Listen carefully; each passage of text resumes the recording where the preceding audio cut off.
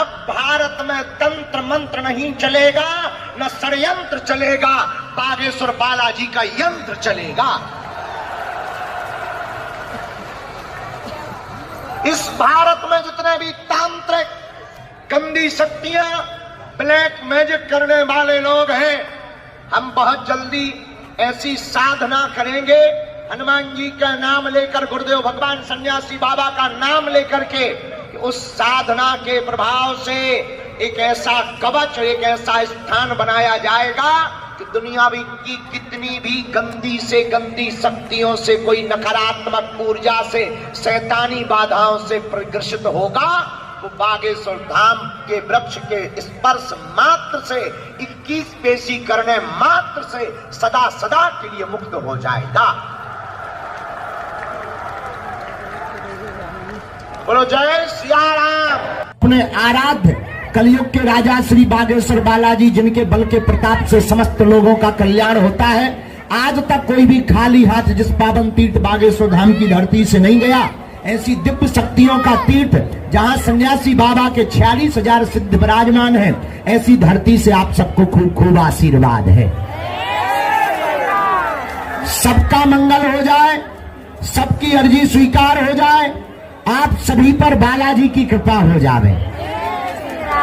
पर्चा की महिमा नहीं है, बालाजी की महिमा है। नारियल बांध दिया, परिक्रमा लगा लिए, पेशी करना प्रारंभ कर दिया, तो आज तक 3 पीढ़ियां गुजर गई, लाखों लोग, लगभग 6, 7, 8 साल से तो लाखों लोग आ ही रहे, आज तक कोई खाली हाथ नहीं गया। जाओ, तुम भी खाली हाथ नहीं जाओगे, पर कुछ पाने के लिए कुछ खोना तो, थोड़ा सा समय तो, अगली बार अर्जी लग जाए, फिर अगली बार लगाई जे है। हम यही हैं, अब हम जो है पर्चा चढ़ा के वहां पहुंच रहे, तुम लोग भी वहां पहुंचो। सबको आशीर्वाद, सीताराम, जय बालाजी की। जो 2 बजे से बैठे के गुरुजी अबे तक नहीं आए, अबे तक नहीं आए, गाली बकरे पगलन की। खैर तुम्हें पता था आएंगे, पर अपने टाइम से, और हमारे 2 बज गए। आपकी घड़ी 4 बजा रही होगी, 5 मतलब ज्यादा डिस्टर्ब है, और हमारे तो 2 बज गए। कल पूरी रात भूत भगाते रहे, और भूत वालों से भी सबसे मिल कहां पाए, कुछ ही भूत वालों से मिल पाए। शरीर थक गया, शरीर को उपद्रव हो गया, उसमें फंस गए, और फंस काहे को गए। कल दिन में हमने घोषणा की कि रात को हमने जो है जेसीबी चलवा दी। वाणी तो कभी मिथ्या होती नहीं, जो कह दिया जाता है वो होकर रहता है। हनुमान जी की बड़ी कृपा है। और मेरे पागलों, आज के दरबार के क्रम में हम प्रारंभ करने के पहले तुम्हें एक बात से अवगत कराएं। तिब्बत में एक बहुत प्रसिद्ध कहानी है, 10 चलते हैं तब एक पहुंचता। तिब्बत के किसी गांव में एक आश्रम था, और उस आश्रम में बहुत से सन्यासी रहा करते थे, महात्मा रहते थे, और सभी महात्मा बहुत अच्छे साधक और बुद्ध को मानने वाली परंपरा के थे और भिक्षु थे। लेकिन वहीं कहीं तिब्बत में उस आश्रम से लगा हुआ यही कोई 60 किलोमीटर दूर एकांत में पहाड़ियों के बीच में एक छोटा सा गांव था। गांव के लोगों ने धर्म के प्रचार के लिए अपने गांव में एक छोटा सा और आश्रम बनाया।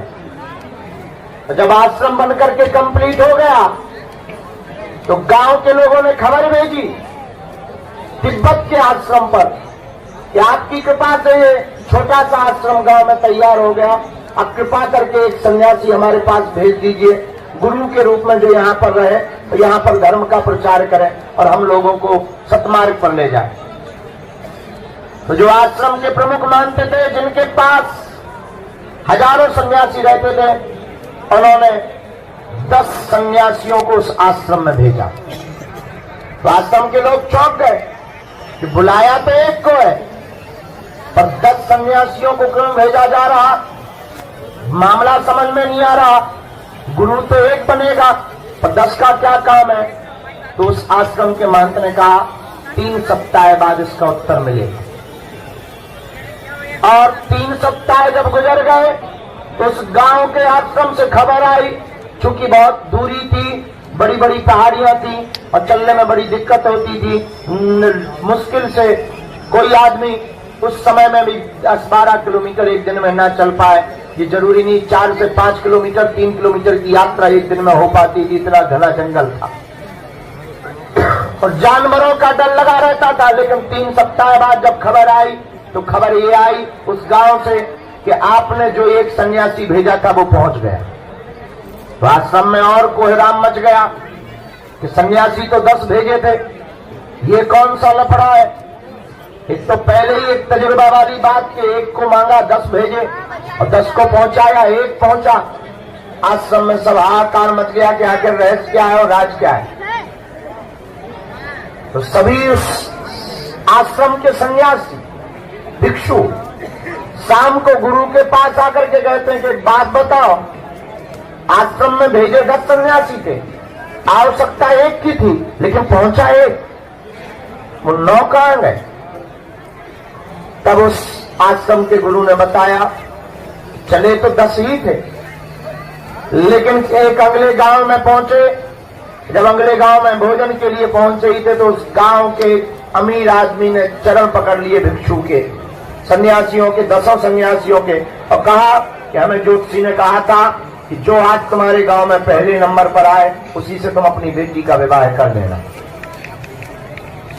और मुझे मिल गए हो तुम हाँ बोलो तो ठीक है, नहीं तो दूसरे नंबर वाला हाँ बोलेगा। तो पहला सन्यासी बोला कि बेटी कहाँ है।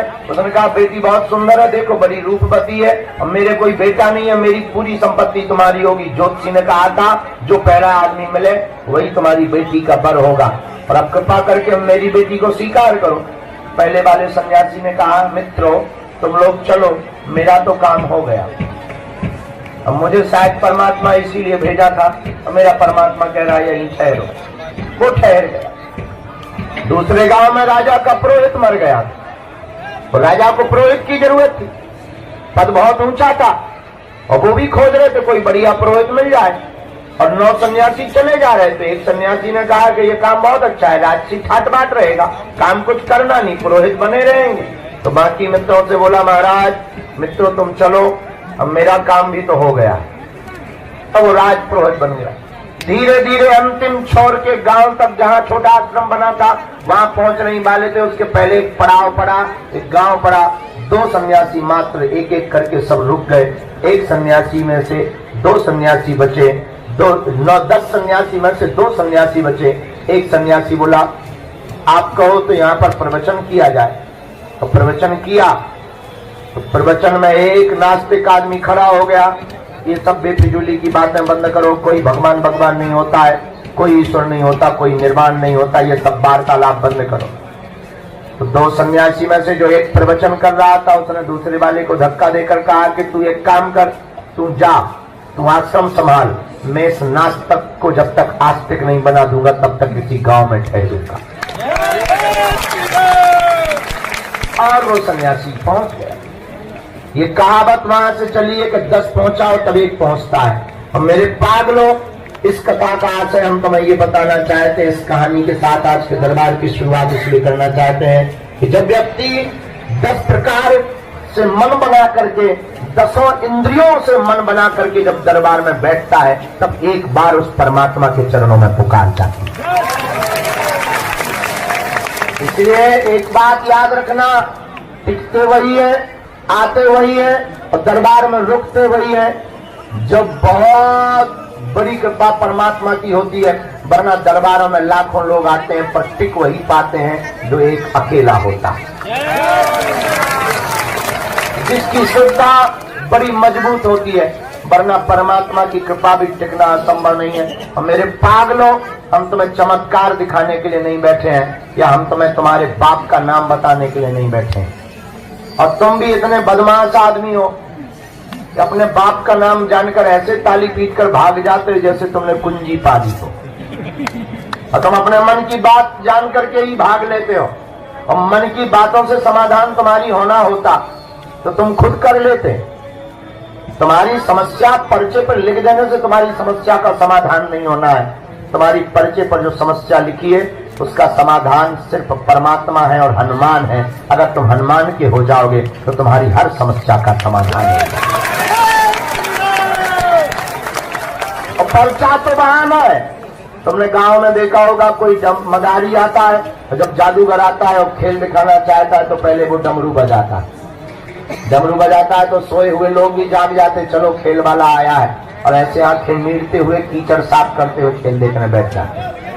अब खेल देखने लगते हैं, लेकिन मदारी तब खेल दिखाता जब डमरू बजाता है।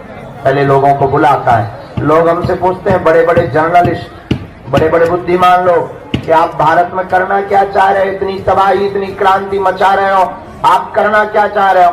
हमने कहा, भारत में आज तक तथाकथित लोगों ने भारत के भोले भाले सनातनियों को भूत पकड़ाए हैं, और इन तथाकथित हलीउल्लाह वालों ने हमारे सनातनी हिंदू भोले भाले लोगों का धर्म परिवर्तन कराया है। हम भारत के लोगों को भूत नहीं, हम भारत के लोगों को भगवान पकड़ा करके जाए। भगवान का मतलब ये नहीं है कि तुम हमारे चरण पकड़ लो। और एक बात, कभी किसी के भी चरण पकड़ने से कल्याण नहीं होता। गुरु के चरण पकड़ो, एक बार पकड़ो तो छोड़ो मत, और पकड़ लिया तो मुड़ना मत। और मेरे पागलो, इंसान कभी भगवान नहीं हो सकता। भगवान सदा भगवान रहेगा। और तुम्हारी बुद्धिमत्ता इसी में है कि तुम इंसानों के चक्करों में और दरबारों के चक्करों में पड़ना बंद करो। अगर तुम जिंदगी की बहुत बड़ी कुंजी पाना चाहते हो तो आज की बात हमारी मान कर उठ जाओ और चढ़ जाओ मंदिर, जिनके बल पर हम धर्म विरोधियों को ललकारते हैं और तुम्हारे बारे में बता देते हैं। तुम भी उन्हीं हनुमान जी के सदा सदा के लिए हो जाओ। और अगर तुम भी सदा सदा के लिए हनुमान जी के हो जाओगे, अगर सदा सदा के लिए तुम भी हनुमान जी से जुड़ जाओ, सदा के लिए हो गए, तो तुम्हें लौट कर मुड़कर कभी पीछे नहीं देखना पड़ेगा। लेकिन मेरे पागलों, एक बात और याद रखना, इस कलिकाल के कलयुग में तुम सावधानी पूर्वक कदम रखना और माथा भी सावधानी पूर्वक टेका करो। तुम्हारी इतनी मति मारी गई है, तुम कहीं पर भी माथा टेक देते और हद हो गई। हमारे बगल में एक गंज है 5 किलोमीटर की दूरी पर, वहां के रहने वाले एक नाई हमारे बहुत प्रिय मित्र हैं, और अक्सर वो हमारे पास 4-5 साल पहले रोज आया करते थे। और रोज आकर के कुछ नहीं, गप्प लड़ाते थे। भीड़ कम होती थी तो बात करते थे, गप्प लड़ाते थे और चाय पिया करते थे। अक्सर जब कभी जरूरत पड़ती थी बाल की कटिंग कर देते थे। एक दिन बाल की कटिंग करते करते हमने कहा, यार एक बात बताओ। उसका नाम हमने डमरू रखा था। हमने कहा, डमरू एक बात बताओ, तुम्हारा मुंह लटका क्यों रहता है? बोले, गुरुजी क्या बताएं, हमारी जो दुकान है गंज में, उसके बाहर कोई रोज रात को गंदगी कर जाता है, रोज रात को। हमने कहा, होगा कोई तुम्हारा दुश्मन? अरे बोले, दुश्मन की छोड़ो, ये बताओ वो मिटेगा कैसे, काम बंद कैसे होगा? हमने उसको उपाय क्या गजब का दे दिया। आज तक हमारा चेला। हमने उसको कहा, एक बात बता, आसपास कोई पत्थर है वहां? बोला, हाँ एक छोटा सा पत्थर है। हम कहा, तेरे पास में लाल कलर का कोई कलर है? इंगोर, श्री, रोली? बोले है। हम कहा, ठोक दे उस पर, लगा दे। बोले, उससे क्या होगा? हम तो चुप रहे यार, सुन तो। हमने कहा, तेरे पास में कुछ नारियल की खोपड़ियां हैं? नहीं है। हमने कहा, यहां से भर के ले जा। एक बात बता, अगरबत्ती है? बोले, अगरबत्ती से। हम कहा, जली हुई लगा दे, बुझी बुझाई। बोले, उससे क्या होगा? अरे हम कहा, तू लगा के तो देख यार। और 10-15 दिन बाद नवरात्रि हो, नवरात्रि के बाद दशहरा हो, दशहरा के बाद वो फिर आया। हम कहा, और सुनाओ, वो घटना बंद हुई जो रोज गंदगी कर जाता था तुम्हारे दुकान के बाहर, घटना बंद हुई? अरे बोले, घटना बंद हुई कि नवरात्रि में तो वहां देवी प्रकट हो। और बोला, गुरुजी धन्यवाद। हम कहा, किस बात पर धन्यवाद? अरे बोले, गांव की माताओं ने तो सिर धर धर के प्रणाम कर करके लल्ला मांगा, किसी ने तो नौकरी मांग ली। अब बोले, गुरुजी क्या कहना तुम्हारे तजुर्बे का? हम कहा, क्यों? अरे बोले, ये 5 का सिक्का लो हमसे। हम कहा यार 5 का सिक्का क्यों दे रहा? अरे बोले पूरे 10 दिन में रोज 11 से 12 रुपया चढ़ोतरी भी आती, एक कटिंग निकलती थी। एक कटिंग के उस जमाने में बाल कटिंग के उस जमाने में 10 रुपया से ज्यादा ही नहीं था, 5 या 10 रुपया। बोले गुरुजी आपकी कृपा से रोज एक कटिंग निकलती थी। तो हम आपको ये कहना चाहते हैं कि हम सनातनी लोग हैं, हम तो पत्थर में भी परमात्मा प्रकट कर लेते हैं। लेकिन सावधान, हम तुमसे ये भी बताना चाहते हैं पत्थर में परमात्मा है, लेकिन परमात्मा तो सर्वत्र है। जरूरी नहीं वो पत्थर बागेश्वर का हो, तुम्हारे घर का भी पत्थर परमात्मा है। ये बात हम तुम्हें इसलिए बताना चाहते हैं कि तुम जगह जगह भटकना बंद करो, जगह जगह दरबारों में जाना बंद करो, तुम हमारे पास भी आना बंद करो। अगर तुम अपनी जिंदगी के प्रत्येक प्रश्न का उत्तर पाना चाहते हो और तुम अपनी जिंदगी में पीढ़ी दर पीढ़ी के लिए समाधान पाना चाहते हो, तो आज के दिन में तुम्हें एक बड़ा काम करके अपने घर जाना, पर्चा लेकर जाना या ना जाना, मंदिर चढ़ जाना और जाकर कह देना बस बहुत हो गया, हमने बहुत भटक लिया, हमने बहुत रो लिया, हमने बहुत धक्के खा लिए, हमने बहुत अपनी हंसी उड़वा ली, हमने बहुत परिवार के ताने सुन लिए, हमने बहुत परिवार की ठोकरें खा ली, हमने बहुत लोगों के उलाहने सुन लिए। अब खबरदार, आज से तुम हमारे और हम तुम्हारे। उसके बाद मेरे पागलों, हम तुम्हें दावे के साथ कहते हैं तुम्हें मंगलवार को आने की आवश्यकता नहीं है। तुम जिस दिन आओगे वो दिन मंगल का होगा। उसके बाद तुम जहां रहोगे तुम्हारे साथ बागेश्वर बालाजी की सेना बगल में खड़ी नजर आएगी। जब जब विपत्ति तुम्हारे ऊपर आएगी, याद रखना तुम्हारे पास संकट है तो बागेश्वर हनुमान जी तुम्हारे संकट मोचन बनकर खड़े नजर आएंगे। सन्यासी बाबा तुम्हारे साथ अनुभव में रहेंगे। और मेरे पागलों, शर्त ये है जुड़ जाना तो मुड़ना नहीं। और इसका मतलब ये नहीं तुम बागेश्वर धाम से जुड़ो, मेहंदीपुर बालाजी से जुड़ो, सालासर बालाजी से जुड़ो, अरे जहां तुम्हारा मन करे मेरे पागलों जुड़ो। याद रखना बरसात आती है तो बरसात में कोई काम करना हो, परेशानी बहुत जा रही हो, भीगना ना हो, तब क्या किया जाता है? छाता लिया जाता है और छाता लेकर के आदमी निकल जाता है और उसकी समस्या परेशानी बरसात की दूर हो जाती है। याद रखना जिस प्रकार बारिश से छाता बचाता है, उसी प्रकार इस संसार सागर में संकटों की बरसात से सदगुरु की छत्र छाया बचाती है। लेकिन सावधानी पूर्वक, अगर तुम्हारे पास संकट है तो हमारे बागेश्वर हनुमान जी कौन है? संकट मोचन है। बाल समय रवि भक्ष लियो तब तीनों लोक भयो अंधियारो, ताई सुत्रास भयो जन को यह संकट काउ तो जात न टारो, देवन आने करी बिनती तब छाड़ दियो रवि कष्ट निवारो, को नहीं जानत है जग में कभी संकट मोचन नाम प्यारो। इसलिए आप आए हो, स्वागत है। आप बैठे हो, धन्यवाद। आपने इंतजार किया, बहुत बहुत धन्यवाद। लेकिन एक बात बोले, आपको बहुत परेशानी हुई होगी क्योंकि यहाँ साधन नहीं है, बड़ा हॉल नहीं है, एसी नहीं है, पानी की व्यवस्था नहीं है, चाय है नहीं है, दिक्कत बहुत है। हम मानते हैं साधन नहीं है पर साधना है। साधना तो इतनी है, ऐसा बोलने से लोगों को लगता होगा कि पता नहीं ये बाबा क्यों बोल रहा, पर हम इतना बोल सकते हैं गर्व के साथ, हिंदू होने के नाते।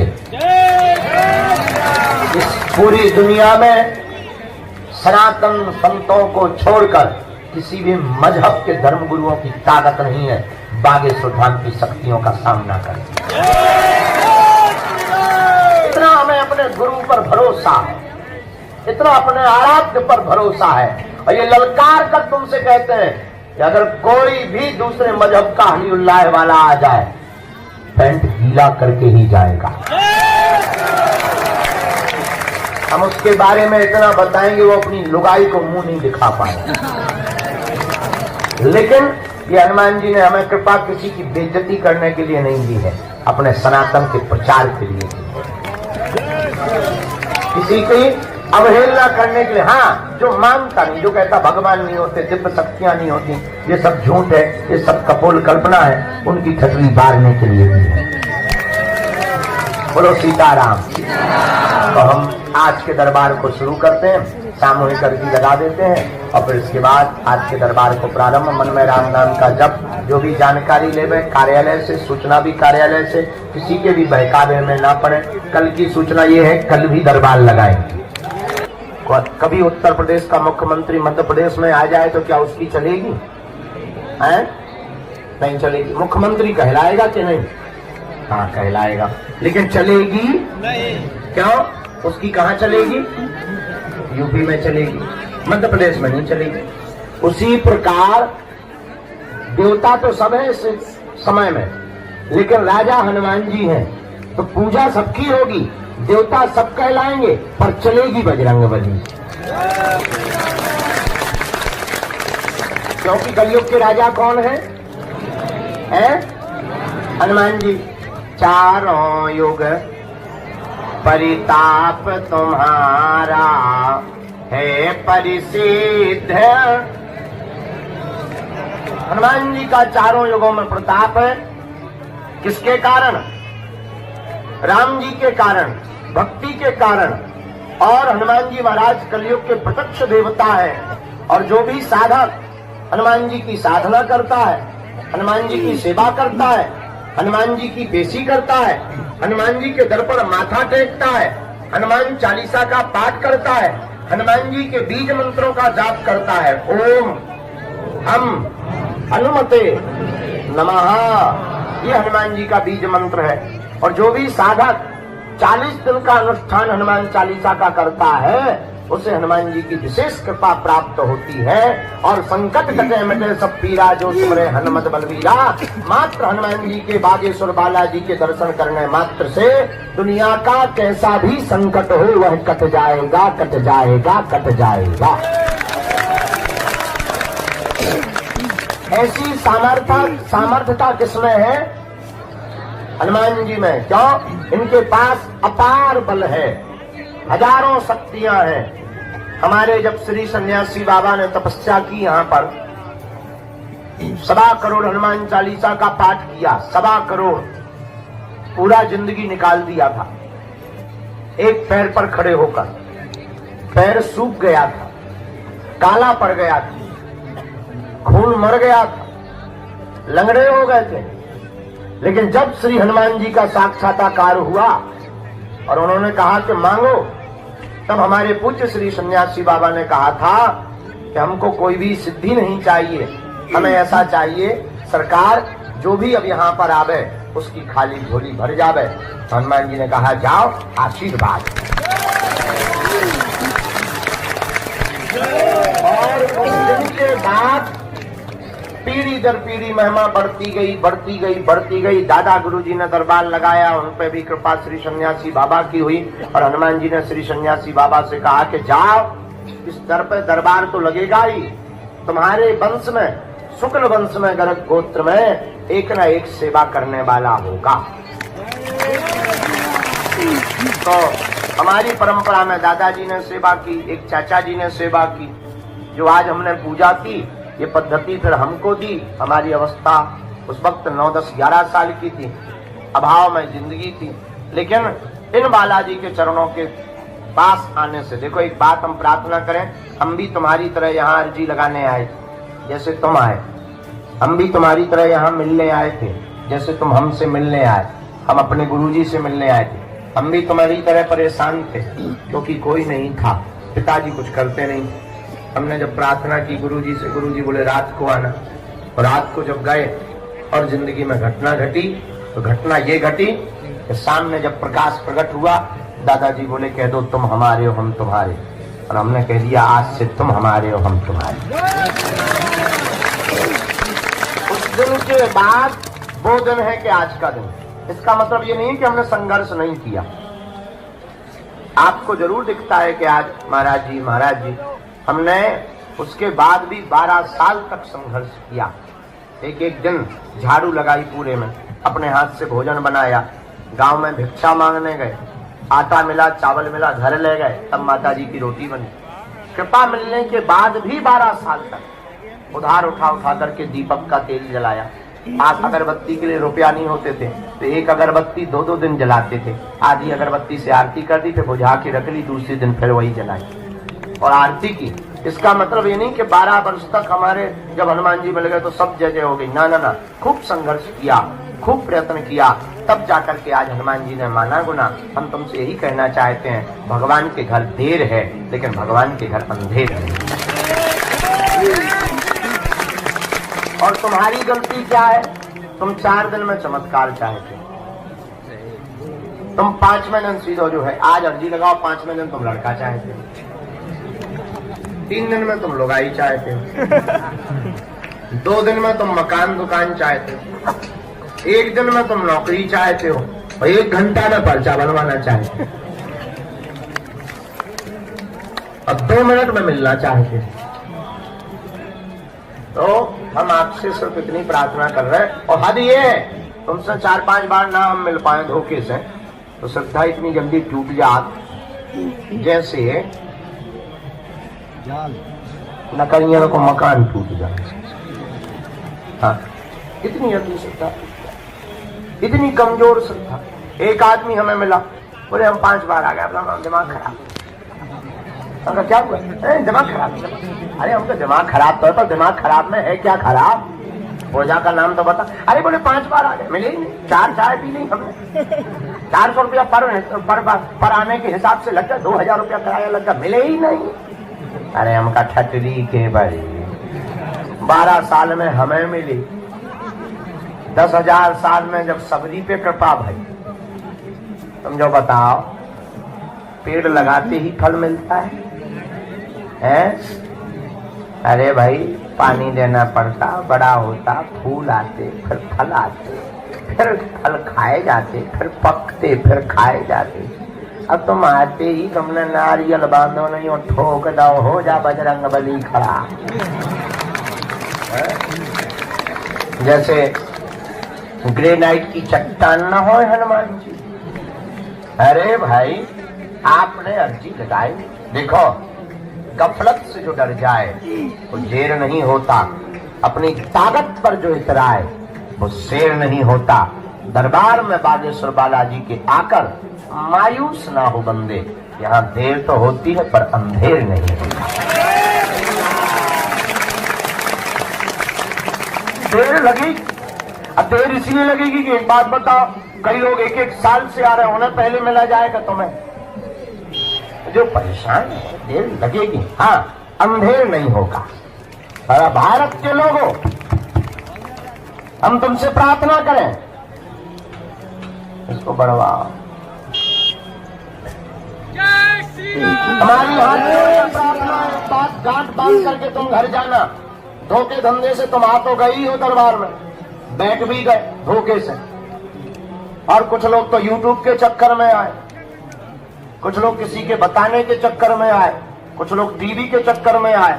हम तुमसे यही प्रार्थना करते हैं कि तुम चमत्कार के चक्कर में हमारे पास बिल्कुल मत आया करो। सबसे बड़ा चमत्कार तो यही है कि तुम इंसान हो, और इससे बड़ा कोई चमत्कार नहीं। और दूसरी बात, तुम केवल चमत्कार के चक्कर में या मन की बात जानने आए हो तो तुमसे घाटे वाला सौदा कोई नहीं कर रहा है।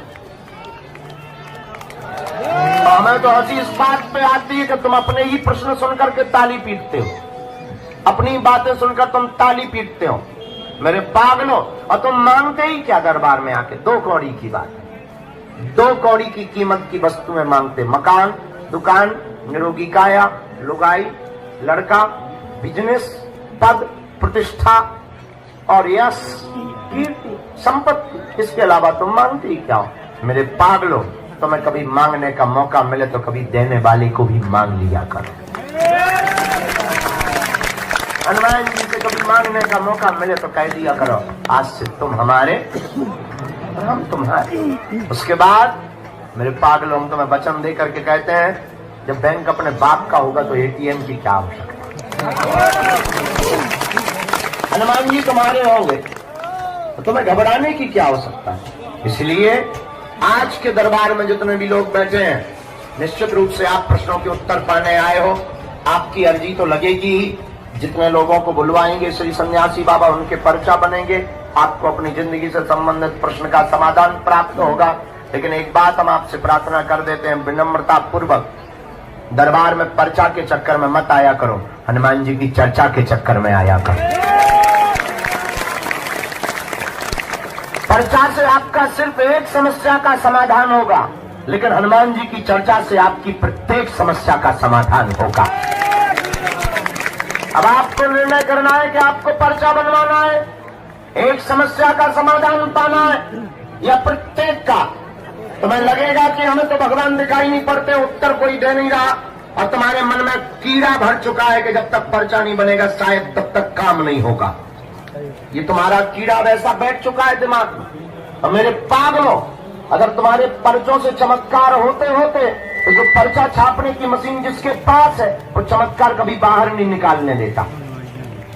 अगर तुम्हारे पर्चा से चमत्कार होते, तुम्हारी मूर्तियों से चमत्कार होते, तो मूर्ति बनाने वाले कभी मंदिरों में चमत्कार नहीं धरने देते, वो अपने घर पर ही चमत्कार रख लेते।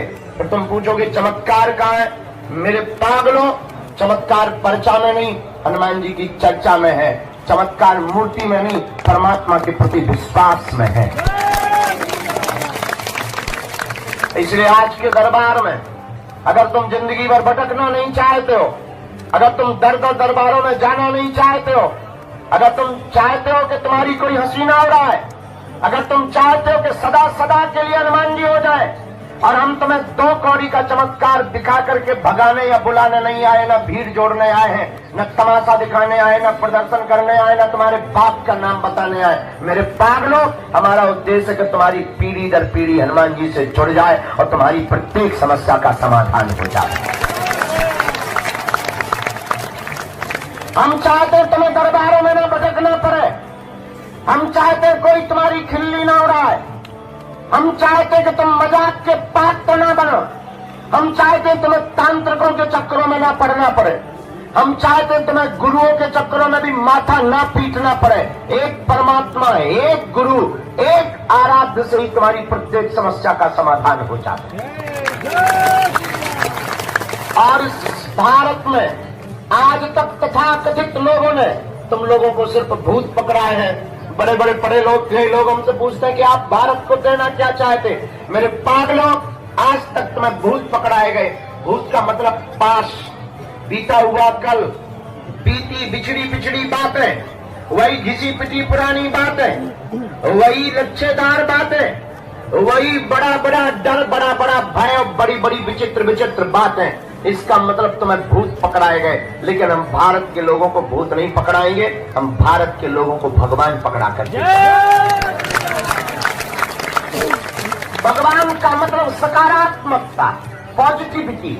भगवान का मतलब एक दरबार में माथा टिकाने के बाद दुनिया में कहीं तुम्हें मुड़ करके ना देखना पड़े। और तुम कब तक भटकोगे, कब तक तुम अपने माथे में छाले पड़वाओगे, कब तक तुम दरबारों को बदलोगे? और मेरे पागलों, हम तुमसे ये भी प्रार्थना करेंगे, कोई भी धर्म गुरु नहीं कह सकता, लेकिन हम प्रार्थना करेंगे तुम हमारे भी चक्कर में मत पड़ो। पढ़ना ही है तो तुम जिनके बल पर हम धर्म विरोधियों को ललकारते हैं, ऐसे बागेश्वर हनुमान जी के चक्कर में पड़ो। क्योंकि इंसान सदा धोखा देता है, और शायद हम तुम्हें धोखा दे पाए, शायद तुम्हारी बात हम तक ना पहुंच पाए, और शायद तुम जो मनो मस्तिष्क में मन बना करके आए हो वो पूरा ना हो पाए। जरूरी नहीं है कि तुम्हारी बात हमारे पास पूरी हो जाए, लेकिन तुम्हें मौका मिला ही है दरबार में आने का, और खाली तोता लेकर के मत चले जाना, वरना तुम्हें पछताना पड़ेगा। एक काम करना, तुम हमसे पूछो कि पूरी जिंदगी में कुंजी क्या है परमात्मा को पाने की, चढ़ जाना मंदिर, बागेश्वर हनुमान जी को देख करके कह देना बस बहुत हो गया। अपने अतीत को स्मरण करके, अतीत को याद करके, अतीत की बातों को ध्यान में रख करके कह देना बस बहुत घूम लिया। जिंदगी का समाधान पाने आए हो, इतने बड़े लक्ष्य को पाने के लिए इतनी छोटी श्रद्धा। हमें लगता है देर भले ही होती है, अंधेर नहीं होता है।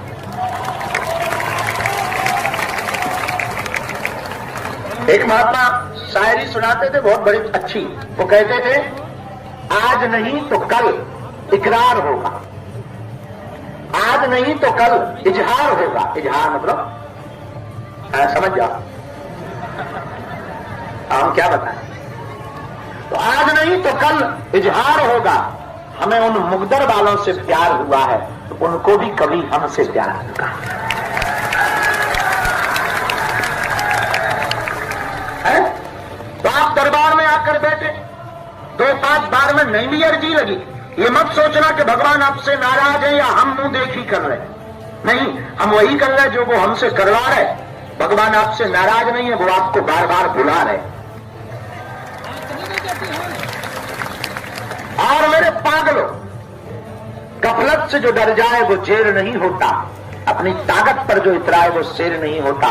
दरबार में बागेश्वर बालाजी के आकर मायूस ना हो बंदे, यहां देर तो होती है, अंधेर नहीं होता। और तीसरी बात, इस चक्कर में भी मत पड़ना कि तुम्हारा पर्चा बन जाएगा। वैसे तुम बैठे पर्चा ही हो, तुम सुबह से धूप में बैठे धक्का खा रहे, मुक्का खा रहे, पानी यहां नहीं उठे यार, नित्य क्रिया लघु शंका फुल शंका को नहीं उठे। टेंशन तुम्हारी और कोई नहीं, टेंशन नहीं, पर्चा पर्चा पर्चा पता नहीं, जिसे देखो हमारा अर्जी